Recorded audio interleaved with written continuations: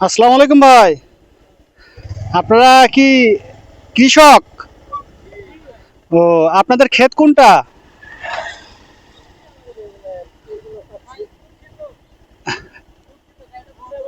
হ্যাঁ, আচ্ছা আচ্ছা, বলেন।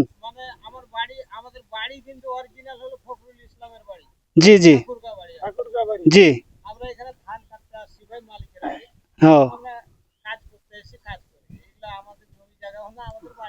ও, আপনারা ঠাকুরগাঁ থেকে এই যশোরে আসছেন ধান কাটার জন্য, তাই তো? ও, ধান কাটা কি শেষ আপনাদের? ও, আচ্ছা আচ্ছা। ও, আপনারা কি প্রতিদিনই আসেন নাকি কোনো চুক্তিভিত্তিক ভাবে এই ধান কাটতে আসেন?